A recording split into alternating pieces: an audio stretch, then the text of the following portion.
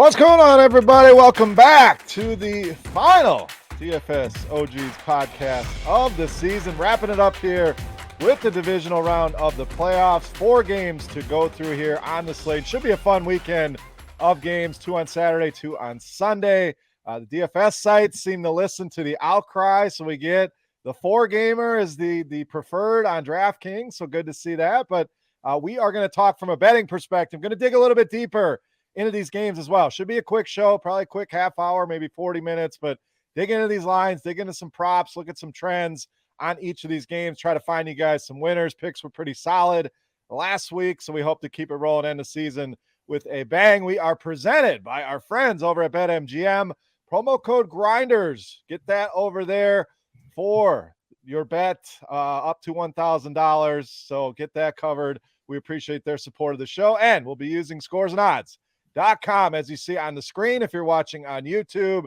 Tons of information there. So if you want to get armed with some info for these playoff games, listen to this pod and then go check out Scores and Odds afterwards and dig into some of the trends, dig into some of the lines, find the best price. That's the biggest thing you can do over at Scores and Odds. So make sure you check that out. Let me bring in my boys. 2 winners here last weekend. We got a Jacksonville fan who probably at halftime, you didn't bet 1.4 million to win 11,000 like somebody did out there, but I got to think you were, looking forward to next year, and one hell of a comeback by your Jags. We got a Dallas fan who went in and dominated old Noodle Arm as we kind of expected. So, Noto, we'll start with you, buddy. I mean, one hell of a win. Night and day for Trevor Lawrence. Just a nightmare first half, 4 interceptions, bounces back. I mean, some of the play calling by Doug Peterson at the end of that game, incredible. And the Chargers, as we've talked about all season long, they will find a way to mess it up, and they did. Noto, congrats on the win. Yeah, it was something. I was at some friend's house, and luckily I was over there. I probably would have turned the game off, gone to bed, and wept in my sorrows. But, it was probably more of a Chargers loss than a Jags win, but we will take it any way we can get it. And, you mentioned some of the play calls there at the end. Going for 2 when they could have just cut the lead to 3 with an extra point. I thought that was, pretty impressive. You had, Trevor Lawrence doing the Air Jordan over the goal line. That was kind of cool. And just incredible. Looking forward to this week. But even if we get smashed against the Chiefs, it's a good season. Yeah, we'll talk about that in a minute. Let's go to Chop. His Dallas Cowboys look dominant on Monday night. Huge performance by Dak Prescott and company. A couple touchdowns out of Dalton Schultz. Now, Chop, have you been out there practicing your kicking skills? Because that obviously an issue, man. I mean, I was on the over in that game at 45.5. It's sitting at 45. This guy makes one of those, the over cashes. I'm sure there's a lot of people out there that affected. Maybe people were on the under and they were loving those missed extra points. But outside of that, Chop, I mean, just a dominant performance against a team that we thought was overrated, a losing record, and it showed. Tampa Bay just got smacked there by your Cowboys. They'll hit the road to San Francisco. We'll get to that game as well. But congrats on the Cowboys moving on. Yeah, good game. Appreciate that. And it's a little bit troublesome to watch that kicker miss all those points. I need to give him the phone number to my old high school kicker, Rory Walker, man. That dude never missed. So I don't know, man. It's disturbing. But what's disturbing is if this thing comes down to a field goal. And so hope he doesn't have the yips. I hope he's over it. But, it was a good game. Nice game, man. Didn't have to sweat it too much. Yeah, no sweat at all in that one for sure. So, all right, let's dig into these games again. 2 on Saturday, 2 on Sunday. We'll start with Noto's Jacksonville Jags hitting the road, taking on the Kansas City Chiefs. Opened at Kansas City minus 8.5. That has stayed steady here at BetMGM. Totals ticked up a little bit, opened at 51.5. That has gone to 53. As far as some of the betting splits, and again, some of the information you can find on Scores and Odds, and this is early. This is fluid. This changes. So don't put too much stock in it now, but something to keep an eye on. Right now, Kansas City getting 56% of the bets, but Jacksonville drawing 88% of the money. So, Noto, we'll get to you. I want to get Chop's take here. These teams played back in December in Kansas City. 27-17 victory for the Chiefs in that one. So I'll get into some of the trends here after you guys give your analysis of the game. So, Chop, big number here. We know the Chiefs, they have the ability to blow teams out, but we found them in a lot of close competitive games. The question I have for Jacksonville, and I'll ask Derek the same question, is it going to be too much? Are they going to be on an emotional high? I'm coming off of that huge win at home. Your crowd's going crazy. One of the biggest comebacks we've seen in NFL playoff history. Now you hit the road. Are you worried about a letdown here? Or you think Peterson's going to have these guys ready? What do you got here, Jags, Chiefs?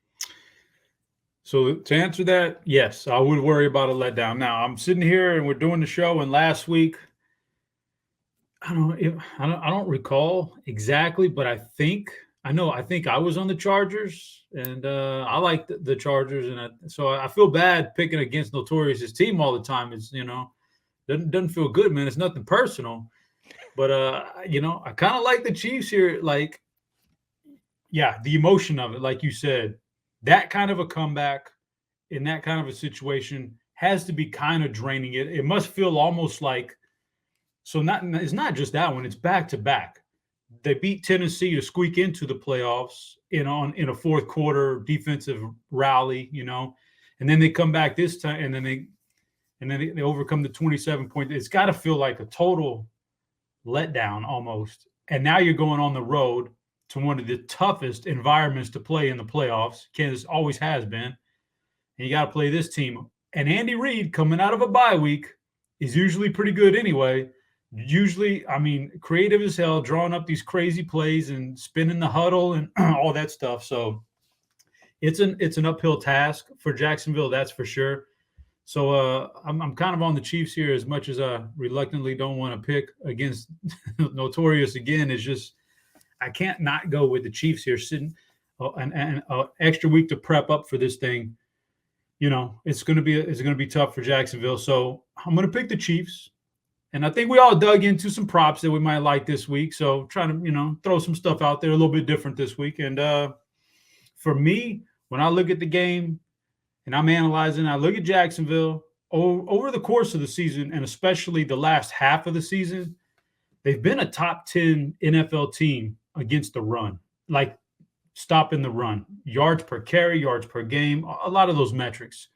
Now, they have given up a lot to running backs in the receiving game out of the backfield recently, but that kind of helps to play here. I'm looking at Prize Picks. I saw Patrick Mahomes at 315.5 passing yards.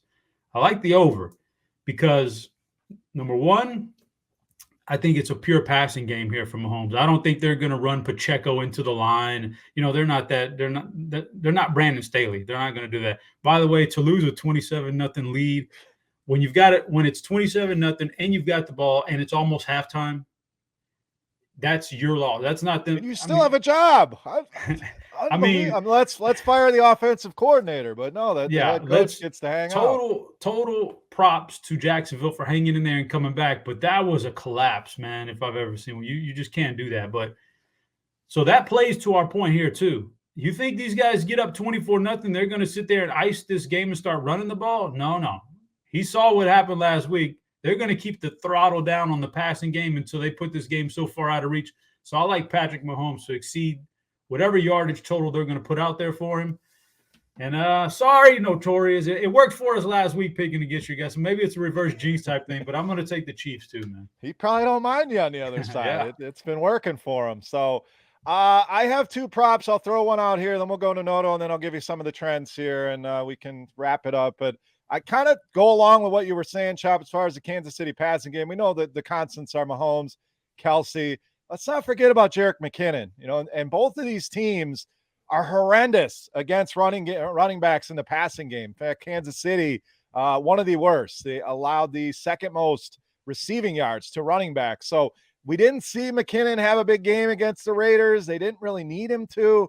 I think he's going to be back in that passing game role for this team. And I agree with you. It's not going to be a Pacheco slamming in a line game. This team's going to throw the ball a lot. Mahomes is going to go over 300 yards. I got to think McKinnon's a big part of that. So I like the over on his receiving yards, 33.5, the number right now at BetMGM. So that's one that I am looking at here in this matchup. All right, Noto, let's get to you, buddy. Again, I know you're a pessimistic Jags fan. Interested to see where you're going to go here. It's a lot of points. Some of these trends I'm going to lay out all seem to be pointing to Jacksonville as far as taking them with the points. Agree, disagree? What are you doing here, Chiefs, Jaguars? Well, first of all, Chop, nothing but love. I picked against the Cowboys last week, so hey, we're even. As far as this week, you guys talking about, it might be an emotional letdown after 2 big wins, but hey, they're playing with house money, so maybe they just keep it going. But if I'm being impartial here, I do like the Chiefs, minus the 8.5. So Chop mentioned it a lot. Jaguars, one of the worst pass defenses in the NFL. Chiefs aren't really going to want to run the ball anyway. And then, yeah, you just get the feeling that eventually they're not going to make these crazy comebacks. And most of them have been at home. I think they were down by, I can't remember the exact stat, but at least a touchdown in like their last 4 home games, and they came back and won them all. But yeah, anyway, so I would lean towards the Chiefs. I'll either not bet it or bet Jacksonville just because I can't bet against my own team. But yeah, as far as the prop goes, I'm right there with you, Beard. I had Jared McKinnon over 33.5 receiving yards. You can also get him receiving and rushing combined for 56.5. Don't mind that either. I mean, what happened to the life hedge? You've been successful with the life hedge. You bet against the team, and then they win. And either way, you get a. So you're on Kansas City here as well. I lean the Chiefs as well. Some of the trends, though, guys. Kansas City 5-11-1 against the spread this season, so not great. 1-6-1 against the number at home. Meanwhile, Jacksonville been pretty solid against the number, 7-2-1 over their last 10. So the trends seem to point towards Jacksonville, but the end of the day, Chop's point about Andy Reid, the bye week. I worry about the emotions of last week. So I lean the Chiefs here as well, but there's a lot of support trend-wise in favor of Jacksonville. One more trend I like, or one more prop I like on the other side. Guys, we expect Kansas City to roll here. Jacksonville's going to be passing a lot. It'll be tough to narrow down who's going to catch those passes, but Trevor Lawrence, 249.5 passing yards, over 1.5 touchdowns. I like both of those. Kansas City, 33 touchdown passes allowed this season, most in the NFL. So you're playing from behind. I think Jacksonville's going to put points on the board. We have a 53-point total. So I like both of those numbers on Trevor Lawrence. So anything else, guys? Anything we forgot? Any hot takes? Any more props here before we move on to the next game? No, anything else here? Jacksonville, Kansas City. No, looking forward to the game. I wish it was in prime time. The daytime sweat's a little bit different, especially on a Saturday. You got all these things you got to be doing, but I'll certainly carve out some time for this one. Nothing like a little day drinking to go with some Jags football. Chop, anything else here in this one before we move on? Nah, we're good. Let's get it. All right, Giants, Philly up next. Obviously, these two teams have played twice this season. Philly won both of those matchups. 22-16 was the game about 10 days ago. That one you kind of throw out the window. Philly 48-22 back in December in New York. Opened up Philly -7. That's gone to 7.5. Totals ticked up a little bit, 47.5 up to 48. As far as the betting splits, right now, 68% of the bets coming in on the Giants, 80% of the money. So, Noto, I got to ask, is that the bets, the money, is this a recency bias thing? I think we all like the Giants, I'm pretty sure last week. If not, I think the majority of us did. But to get 80% of the bets here, I know it's another big number. Is this recency bias off what we've seen, especially last week, pulling that victory in Minnesota? I mean, it does feel like it a little bit, but we were calling these guys the luck sacks of the NFL for pretty much first half of the season. But then you look at their numbers in the second half of the season, they got much better offensively. Defense still is a struggle, but man, Daniel Jones and Brian Daboll, they've got this thing, cooking. So the receivers look good. Hodgins has been a huge addition for this team. I don't have a strong take on this game. Typically when we see the third divisional game, it ends up being close. I would probably lean towards Philly. They're playing at home. They're playing with more rest. We haven't really seen them go all out to win a game in quite some time. And maybe the rest factor is there for Jalen Hurts, but I just think they're better on both sides of the ball. And Giants dead last in run defense, DVOA during the regular season. I think that kind of plays into the Miles Sanders rushing props. You can get it 69.5 right now on some sites.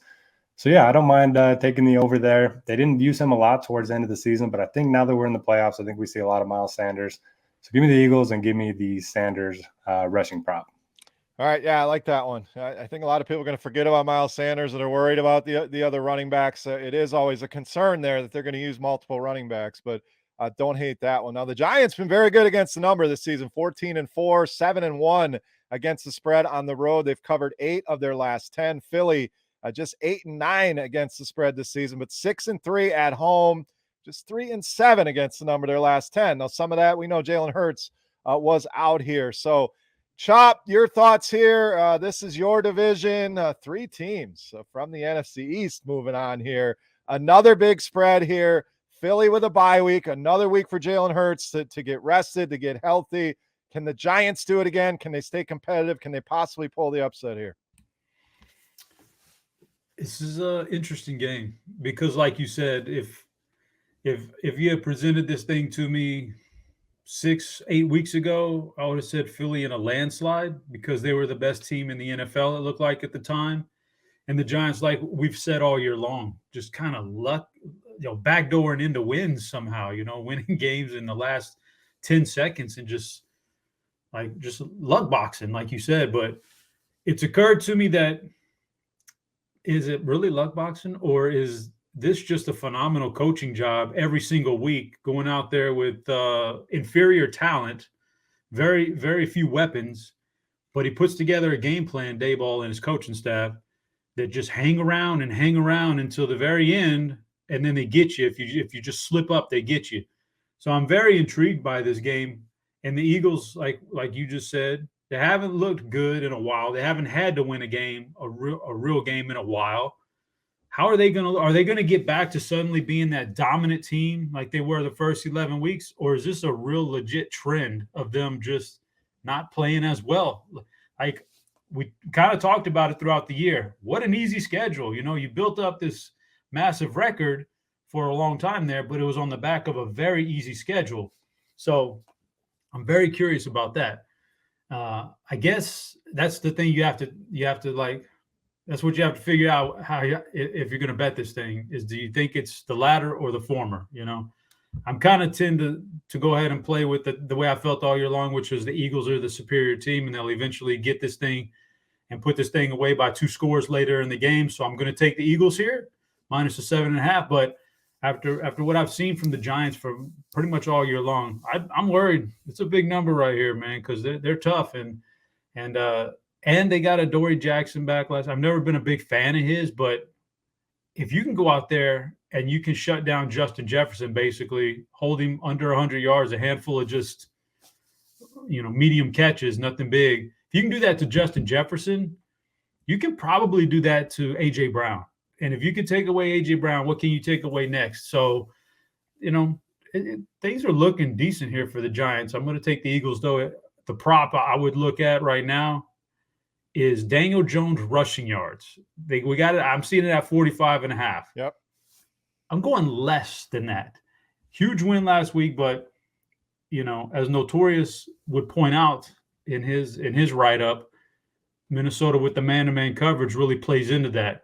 The Eagles got to be watching that game tape and saying, okay, he's not going to beat us with his legs, so we won't. This will be primarily a zone coverage we play, and they play that anyway a lot. So I think they'll play a lot of zone. I think they'll keep Daniel Jones in front of him. He won't get as many of those big runs this week. So I'm going to go under the 45.5 rushing yards on Daniel Jones. Yeah, 26 rushing yards back in week 14 against them, just 4 carries there. But I like that call. I think a lot of people are going to be rushing to the over. Look at this guy running everywhere, but it's a great point. The scheme will be different for him. So I'm going to go with the Giants here, guys. They've just been so good against the spread. It's such a big number. Now, I like getting the 7.5. I also get nervous when it's 7.5 that they're begging you to take the Giants. So it's kind of a toss-up there. But I think this team is playing, like you said, very well coached. They have the weaponry. Now, the receivers, yeah, it's a bunch of no-name guys, but guys that have stepped up against a tough secondary here, no doubt. But I think they can keep this close. Can they go in and win? I don't put it outside of the realm of possibilities. And we know anything can happen in the NFL. So I don't hate a little sprinkle on the money line here. Philly has not looked like the team that started the season undefeated. So I'm going with the Giants here. A couple props. First thing I want to point out, I don't know if I love this prop or not, guys, but wanted to point out Saquon Barkley's projection here at Scores and Odds blows away his prop. Prop 69.5.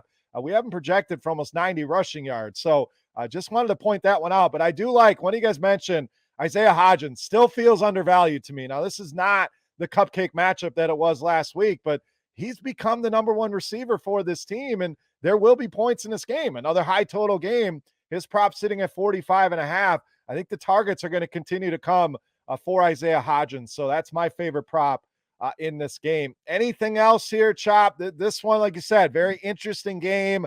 Not the one I'm running out to bet. That's for sure. Will not land in my favorite bets, but anything else here from Eagles Giants? No, I think I hit on it. It should be a good game, fun game. Yeah, it's going to be fun. Noto, any final thoughts here before we move on to Sunday? Yeah, to hit on the Saquon prop. So Brian Dable's just done an amazing job of game planning. So he's gone to, a heavy air attack against teams that don't defend the pass. Like last week, we only saw Saquon get 9 rushing attempts in a game where, they were playing with the lead most of the game. This week, they're facing the best pass defense in the NFL. You can run on the Eagles. Love the overs for the Saquon. Yeah, like you said, I mean, it's like 70. What is it, 70.5 right now? 69.5, I want to say. Yeah, hammer the over there. Love that one.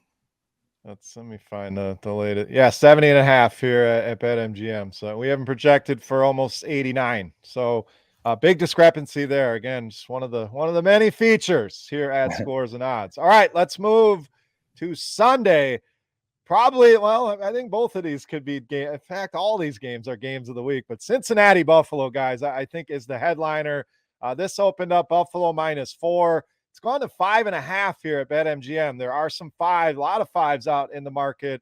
Total has dipped though, 50.5 down to 48. As far as the betting splits go right now, Cincinnati getting 69% of the bets, yet Buffalo getting 55% of the money. So it makes sense. When you got a team getting 70% of the bets, yet the spread's going the other way, it's the money that is driving that. So Chop, we'll stay with you here. Joe Burrow, Josh Allen, big time receivers in this game. This one should be fun. Thoughts here, Bengals, Bills. Is it too many points at 5.5? Yeah, this is the rematch from a couple of weeks ago when we thought that was going to decide home field advantage and stuff. So it's going to be a little weird kind of watching these guys get back out there, yet at the same time, okay, because let's stop at that real quick. Okay. Did you guys think the Bengals got screwed on this deal? I mean, if they win that game against Buffalo, they basically have the same record. So should this have not been a neutral site game as well? Did the NFL mess this up, Chop? Or it is what it is, and they got more wins, and that's it? Well, the NFL, I think, messed it up somehow. I don't know if I want to say messed it up. That was a really tough spot. I don't think the Bengals got screwed. The Bills kind of might have gotten screwed. We have no idea how that game plays out. The Bills might go next week and play the Chiefs, and it might be a neutral site. That's not that's not they were holding home field advantage for the whole last half of the season. That's what they wanted, to get the Chiefs in home. So maybe they got screwed. I don't know. I don't think so. They were in a tough spot, but I don't agree with kind of the way it played out. Yeah, I think something else should have been done, but I don't think necessarily the Bengals got screwed on it though. I mean, they're only one win behind them. So what if they win that game? They got the same record, and they got the head-to-head tiebreaker. Yeah, but then next week it'll be, did the Bills get screwed? I know. I know. There was no perfect solution to that. There was no perfect. Like I said, they were in a tough spot. Just somehow, and I know it was tough. Now, if we'd have known at the time he's going to be fine. Like if you could say that, oh, okay, DeMar's going to be fine. He's going to be perfect in 2 weeks, up and moving around and doing that. Then you could have played that game out somehow. And I think ultimately they should have found a way to make this game happen, even if it was pushing the entire season back 1 week and just letting these guys go solo 1 week, Like it's a weird thing to say now, but I think they could have done something else, but it is what it is now. Like, I don't know. Can't do nothing about it. Noto, any thoughts on that? Did the Bengals get screwed? I mean, again, the NFL, it was in a tough spot with this whole thing. Yeah, I don't think they got screwed. I mean, one fewer win, and they didn't play the game, so you can't really award them an extra win. And then it would be kind of against the Bills, who as Chop said, might get screwed a little bit next week. So impossible situation, but I think it's fair. All right, let's get into the game here. A couple trends. Cincinnati been very good against the spread this season, guys. 12-4-1, 7-2 against the number on the road. Buffalo just 3-5 against the spread at home and 4-6 against the number over their last 10. So, Chop, those trends point to Cincinnati here. We know Buffalo very good at home. 4 overs in a row at home, 5 of the last 6 as well. So I think they'll be scoring in this one, Chop. So my first question, this total dropping from 50.5 to 48, a little head scratching. I like the over in this game, but that number dropping 2.5 points, pretty significant drop. Yeah, it's an interesting spot, man. Like, I don't even know what to make of all that. Like, I'm when I look at the Bills. So can I tell you, like, watching those games last week, you get the island games, and I know some guys don't like that. I heard a lot on Twitter. I can't believe people watch these games. Where's Red Zone? Like, I get it, but I don't mind watching the island games. Like this stuff that's important like this. I don't mind sitting down and watching. I know there's a lot of commercials, but watching it, I'll take you through my mindset last week. The Bills were one of the first games to play. They were before the Bengals, I said. So the Bills played, and I was watching that.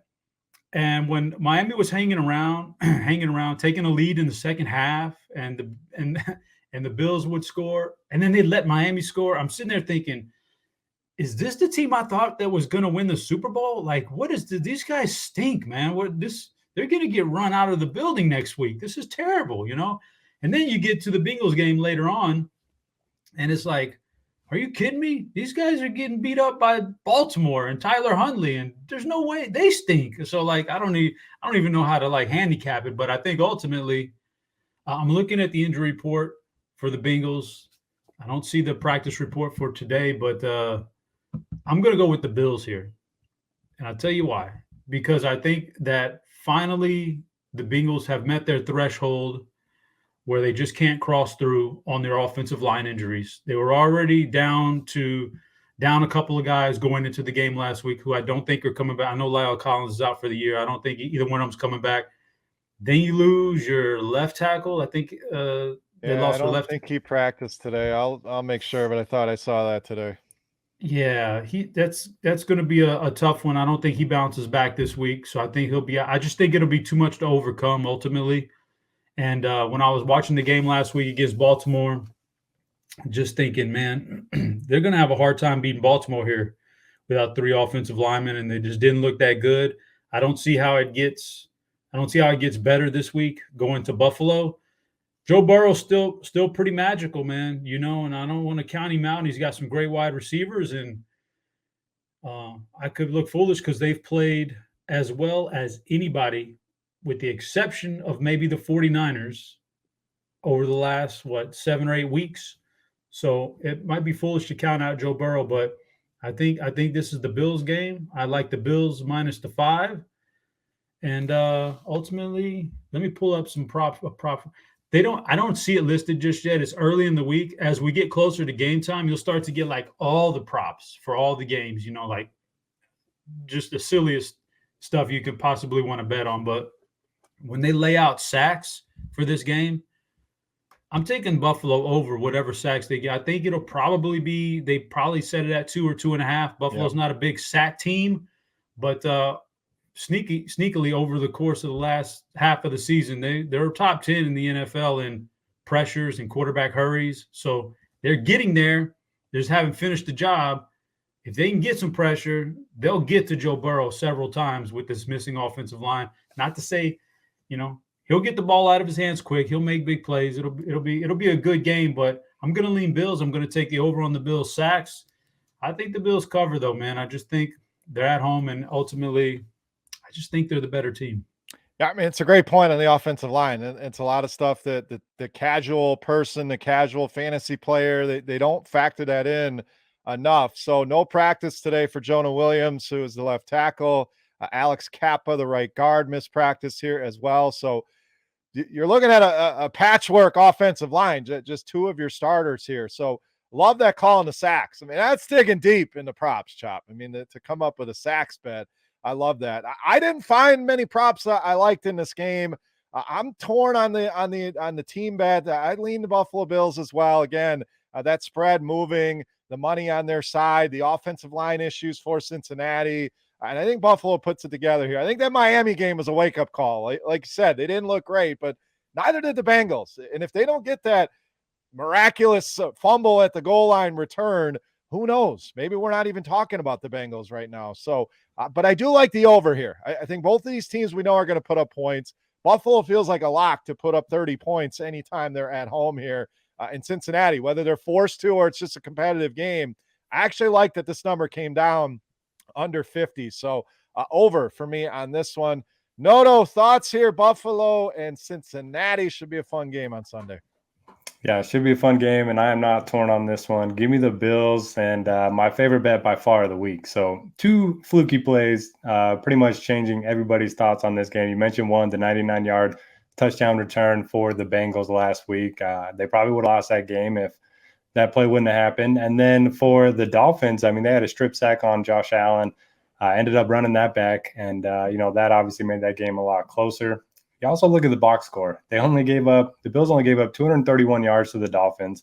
Allen got sacked 7 times. He threw 2 interceptions. He had a fumble that was returned for the touchdown, like I mentioned. Then you look at Cincinnati, 4th worst adjusted sack rate in the NFL. I don't think they're going to get nearly as much pressure as the Dolphins did last week.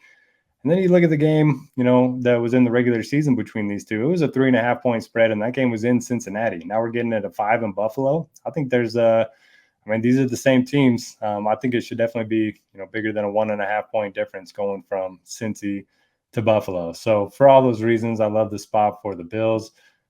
And I'm with you, Bear. I don't love any props in this one. If I had to pick one, I'll probably just take Diggs over. He's at 80.5 receiving yards right now. Just anytime you get him in a big game, Allen's going to be looking his way. And I think he covered that over in the first quarter of last week's game.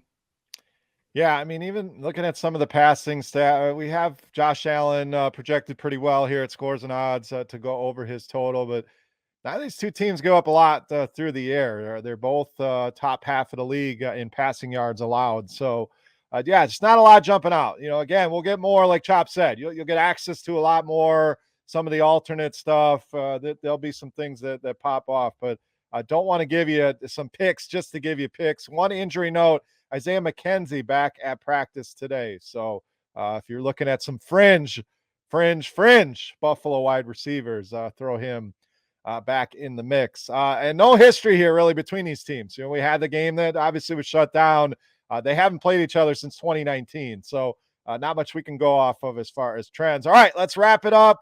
Our final game here of divisional round weekend, Dallas and San Francisco. So we'll get to Chop and his thoughts here on the Cowboys momentarily. But Noto, we'll start with you. Opened up San Fran -4.5. That's come down to 3.5. Totals ticked up a little bit, 45.5 up to 46. The betting splits right now, 67% of the bets on the Niners, 58% of the money, though, on the Dallas side, which I think is why you saw that come down from 4 to 3.5. So, Noto, this one should be fun as well. Dallas riding high, big win on the road. They put Tom Brady down, which is not an easy task, as we know, in the playoffs. Niners, a convincing win against Seattle. Seattle stayed in that game for a while, and then San Francisco just blew it away. The question I get most often, aren't you worried about Brock Purdy? Aren't you worried about Brock Purdy? Anytime you support the Niners, I think that is the question mark.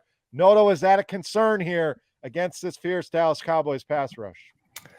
Yeah, it's a concern. And Purdy, for whatever reason, just likes rolling out to his blind shoulder, and he's a little frantic back there when he gets some pressure on him. So, look, his touchdown rate right now is like unsustainably high. It's higher than Patrick Mahomes, who's second in the NFL. I think it's like 2% higher for his touchdown rate per attempt. So I think that's eventually going to come down a little bit.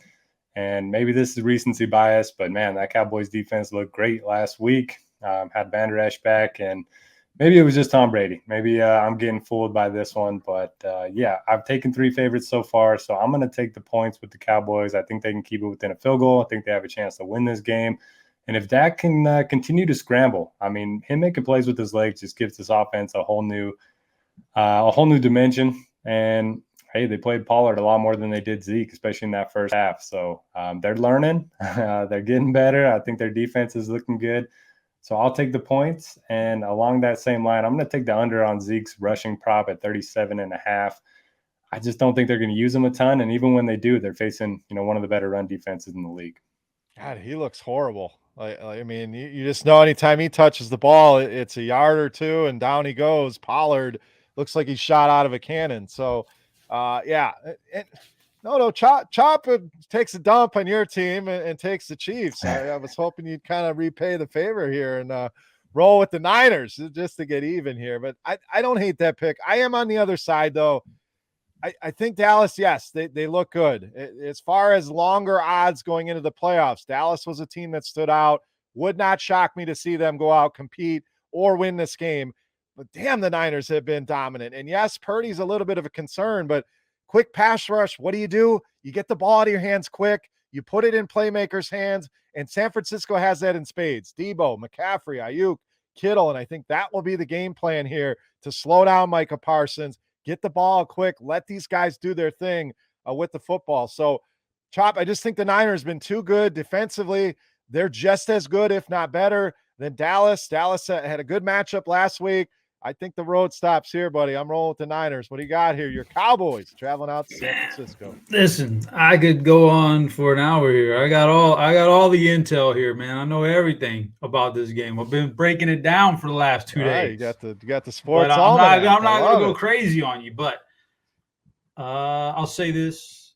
I'll say that I think this is a de facto NFC championship game. I think these are the two best teams in the NFC. I've been, we've done this show all year long. The minute we saw Christian McCaffrey run for the 49ers that first game, I came out and said they were a Super Bowl team. And I haven't wavered from that. I think they are. So I've still leaned towards the 49ers here. As far as the Cowboys and what they did on Monday night against Brady, it was a little bit of the Cowboys. It was a whole lot of Tom Brady just not being good anymore, just being so skittish in the pocket that where he used to step up and hold it for that extra split second and find a guy, he stepped up. He's stepping up now and throwing it into the ground because I don't want to get hit, and that's Tom Brady now. So I don't put everything on the defense. I think a lot of it was just the opponent. But then I go to the 49ers and I look at that defensive secondary. The defense is good all around. We know that. But over the last 7, 8 weeks, 9 weeks, they're giving up the 5th most yards per game passing. And these aren't juggernaut passing teams they're facing. The Stidham thing was not an outlier. They've given up passing yards to a lot of bad offenses, recently. So maybe the secondary is a weakness, or maybe, they just really get after Dak this game and shut it down. It's hard to say how all that's going to play out, but the thing that 49ers have that I would fear the most as a Cowboys fan is that running game. It's tough to defend.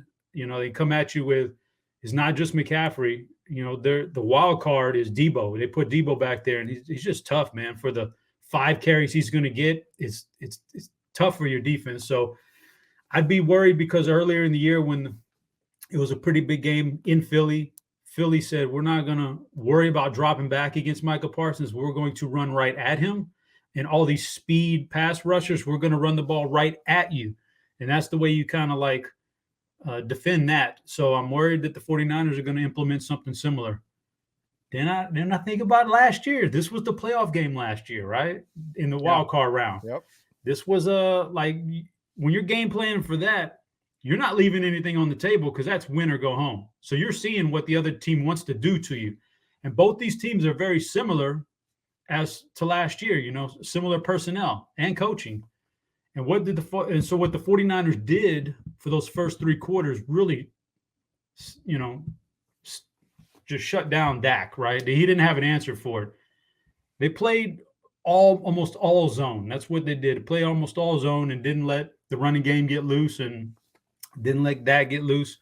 So he saw it last year. He knows what they want. I don't see why they would go anything different than that because it worked last year. So he kind of saw that last year. So maybe he's got an idea of what he wants to do here. There's so many different angles in this game, man. I don't even know. It's just tough. I'm going to take the 49ers because I've been on that train all year long. I think they've got a few more ways to beat you in this game all around with that team. And the Cowboys have a few more ways to lose this game with that team. So I'm going to take the 49ers. Wouldn't surprise me if the Cowboys win this game, digging into it a little bit more, because I think the secondary for 49ers is a tad bit susceptible. Don't like the offensive line injuries for the Cowboys when you're dealing with Bosa. That means that if Tyron Smith goes and starts out there at right tackle, he's going to have to play Bosa. I don't know if I like that matchup right now with Tyron Smith coming back from the injury, not being particularly good. They may have to shuffle because Peters may be back, may not be back on that offensive. So there's a lot going on there, but I'm going to lean towards the Niners. But if you want a stat or a prop, BetMGM, CD Lamb 77.5 receiving yards. I'm going over on that one. I'll be taking the over because last week we saw the Schultz game where they attacked the Tampa in the middle of the field with Schultz. So I think it'll be a CD Lamb game this week. Plus, we dig into that zone coverage that the Niners they always want to play zone anyway, and they played it last year against the Cowboys almost primarily in that game. It'll be almost all zone, and that's what CD has eaten up more than any other Cowboy receiver this year is that zone. So I'd take his over props. Yeah, 23-17 in that one last year. That was in Dallas. So this one obviously in San Francisco. Both these teams are good against the spread. Dallas 10-7-1, just 4-4-1 against the spread on the road, though. Niners 12-6 against the number and 8-2 against the spread at home. So prop wise, guys, I want to see the Debo rushing yards prop. I know a lot of the scores and odds team were on that last week, especially if you got on it early. I mean, there were some egregious numbers out there. So kudos to the team for pointing that out, but I don't see a number. Have you guys seen any rushing props on Debo out there?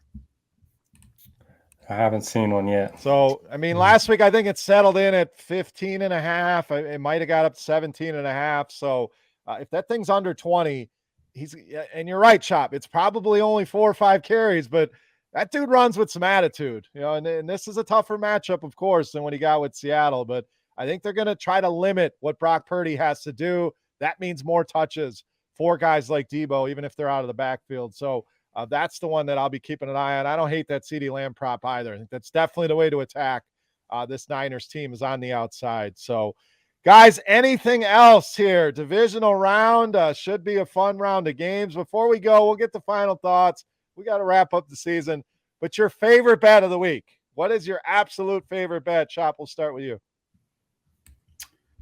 For the entire putting you on the spot here. If you want sacks, the absolute like that bet. If you want the thing that I will put the most money on this weekend, the one thing that it's the one, and I'm kind of cheating here and bailing out, but put me on the spot. This is what I will bet. I will bet a 4-team teaser and get that thing up in the 7.5 point teaser range. And it'll be the Chiefs, the Eagles, the Bills, and the Niners. And I know you're not, a lot of the guys, you can't tease through 0 on the 9 and all that kind of stuff. But listen, you give me the Niners plus more than a field goal at home. I want that one. Then all the other ones to win the game. That'll get me down to where I just need to win the game. That's the one I really like the most. The game, if you had to twist my arm and I don't love it, it would be the Bills. So I don't know. The sportsbook took a beating on the 3-team teaser that everybody was on last weekend with all them big spreads. So a little teaser talk here on the OG show. No, favorite bet of divisional weekend. Oh, the Bills ruined my teaser from last week. Just needed them to win by 6.5. They were up 17-0. Anyway, the Bills are my favorite bet of the week at -5. I don't mind looking at some alternate spreads there. And one other prop that I just had my eye on, George Kittle under 50.5 receiving yards. So his splits with Debo on and off the field are just drastic. He's just not that involved. He's used as a blocker more. They use him, in the running game a lot more, especially, since Debo's getting some carries. And Dallas allowed the 6th fewest yards to tight ends as well during the regular season. So I like the under on that one. What about you, Bear? What's your favorite? My favorite bet is probably the over in the Cincy Buffalo game. Buffalo is going to put points on the board. Last week I loved just their team total. Didn't want to worry about Miami. Miami ends up putting a ton of points on the board. I think we get a shootout, and both these teams love to throw the ball. So a lot of game stoppages with them incomplete passes rather than running the ball. So yes, it's come down, a little nervous about that, but under 50, I think over in that Buffalo Cincinnati game. My favorite bet of the weekend. So that'll do it for the show and for another season of the DFS OGs. I don't know if it's third, fourth, whatever it is, but guys, it's been a lot of fun. Love talking football with you guys each and every week. Thank you so much to the great sponsor of the show. That's BetMGM. So make sure you head over there and use promo code Grinders. Take advantage of that offer. And most importantly, thank you to you guys out there for listening. You know, there is no show without your support. So hopefully we provide some entertainment, winning picks. Definitely this season, we are all profitable there, and just something to get you away from everyday life. That's the goal of the show. Have some fun, talk some football, and breaking all these games down. So thank you very much to every one of you out there that supports the show. We appreciate it. Guys, final thoughts for the week, for the season. Noto, we'll start with you. Yeah, go Jags, go Cowboys. Maybe if they both win, we'll have to run it back or something. Maybe me and Chop will do a special Super Bowl show. Yeah, there you go. But no, like you said, thanks to everybody for listening. This show's a lot of fun. It's going to be a long, 7 or 8 months without it, and then we'll get back to it. Hopefully they bring us back. But yeah, it's been a lot of fun. Hopefully everybody enjoys it, and gonna miss you, dude. We'll see. We've been playing on the franchise tag here for a couple years, so we'll see if they re-up us, and we'll have to see what the average salary of the podcasts are out there. We may have to up the rates a little bit on these guys. Chop, final thoughts here for the weekend, for the season, buddy. What do you got? Should be a great weekend of games, as it usually is this time of year. Looking forward to it. Yeah. Pretty crazy that the Jags and the Cowboys are still alive in the final 4 games. So that's pretty fun stuff. And it's been a fun year. It always is. We always get it. You're so anxious to get into that first week in NFL, and then it just flies by. And now we're here and we're doing the last show. So it's been a fun year. Hopefully everything works out well. We get back here next year and run it back, and hopefully maybe it's probably too soon, but at some point here, I'd love to have BetMGM be the sponsor of the show, and we also have legal betting in Texas. That'd be great, man. That'd be like phenomenal stuff. But we'll see. That might be way down the road. But hopefully BetMGM sticks around with us, because it was fun having them as a sponsor. Yeah, for sure. I want to look into some contests, some betting contests, even with the listeners. So we got some time to put that together. If you have any suggestions, reach out to any of us on anything here with the show. We want to cater it. What do you guys want to hear? There's a million shows out there. We want to give you what you guys want to hear. So any suggestions, reach out to me or these guys, and we'd love to implement that in the show. Excuse me. So that'll do it. Good luck this weekend with your bets. Good luck to both of you with your teams. And, my team's sitting on the sidelines. So good luck to the Jags, to the Cowboys here, and to your bets, and everybody out there. Good luck with all of your bets in your DFS this weekend. For Notorious, for Head Chopper, for our friends at BetMGM, I am Beer. We are the DFS OGs. Thank you so much for listening. Been an awesome year. We appreciate all your support. We'll see you next year. Kick off the new pro football season with the king of sportsbooks. Sign up at BetMGM using bonus code GRINDERS, and your first wager is risk-free up to $1,000. Visit BetMGM.com for terms and conditions. Arizona, Colorado, Illinois, Indiana, Iowa, Kansas, Louisiana, Michigan, Mississippi, Nevada, New Jersey, New York, Pennsylvania, Puerto Rico, Tennessee, Virginia, Washington, D.C., West Virginia, Wyoming, or Ontario only. Must be 21 years or older to wager. 19 or older in Ontario. New customer offer only. All promotions are subject to qualification and eligibility requirements. Rewards issued as non-withdrawable free bets or site credit. Free bets expire 7 days from issuance. Excludes Michigan disassociated persons. Please gamble responsibly.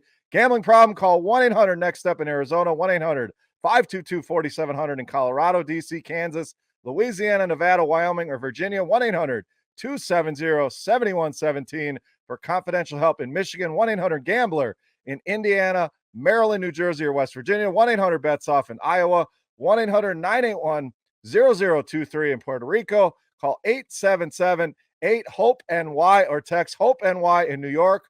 Call or text the Tennessee Red Line at 800-889-9789 in Tennessee, or call 1-888-777 9696 in Mississippi and Ontario. If you have any questions or concerns about your gambling or someone close to you, please contact Connects Ontario at 1-866-531-2600 to speak to an advisor free of charge. Sports betting is void in Georgia, Hawaii, Ohio, and Utah, and other states where prohibited. Promotional offers not available in Nevada and New York.